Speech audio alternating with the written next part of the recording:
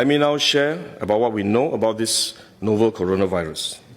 This virus comes from the family of coronavirus, which includes other viruses such as MERS and SARS, as well as the milder variants causing common cold. The medical consensus at this moment is that the novel coronavirus is more transmissible, but appears less deadly than SARS. Evidence suggests that the rate of human-to-human transmission of this virus appears to be higher than that of SARS. For now, the evidence also suggests that transmission is mostly via droplets. What this means is that the virus is carried within droplets emitted from an infected person over a short distance, such as when a person coughs or sneezes. If these droplets come into contact with the eyes, nose, or mouth of an individual, directly or indirectly through hands that have come into contact with these droplets, the individual may become infected. To clarify, there is no evidence currently to suggest that the virus is airborne.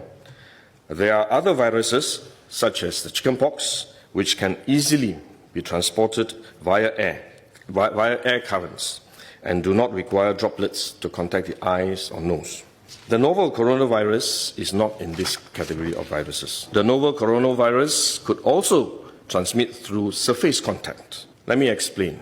When a person sneezes or coughs, the droplets fall onto the surfaces of tables and chairs, and the virus may remain alive for up to a few days. When someone else touches the surfaces of these tables and chairs, the virus can be transferred to his hands, and if he then rubs his eyes or nose without washing his hands, he may become infected. So we should wash our hands. This is also why we only quarantine the close contacts of confirmed cases. For more transient contacts, such as individuals that the confirmed cases may have walked past in malls or hotels, the risk of transmission is low. For coronavirus generally, the person is most infectious when he is displaying symptoms, or what you call symptomatic. And this is likely to be the case for the novel coronavirus as well. There is evidence of limited spread from a person without symptoms during the incubation period. However, this form of transmission may be uncommon and has so far involved isolated cases only.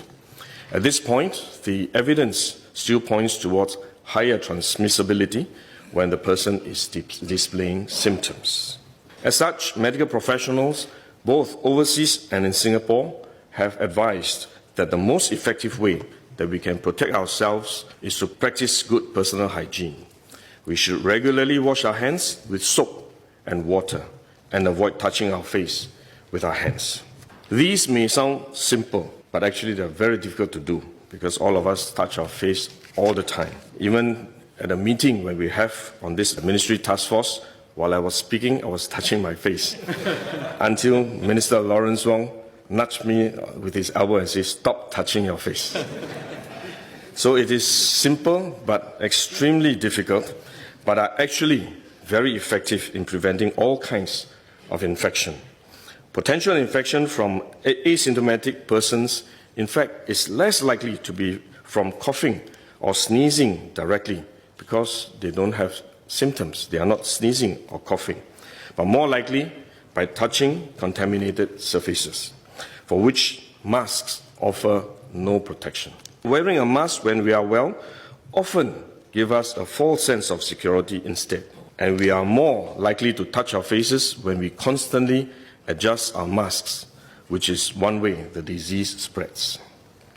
At the same time, we need to protect others, our loved ones, friends, colleagues, and fellow Singaporeans that we come into contact with. If we are sick, we should rest and recover at home as far as possible. If we do need to go out to see a doctor, for example, we should wear a surgical mask to protect others. So this is when mask is needed, when we are unwell and have to go out.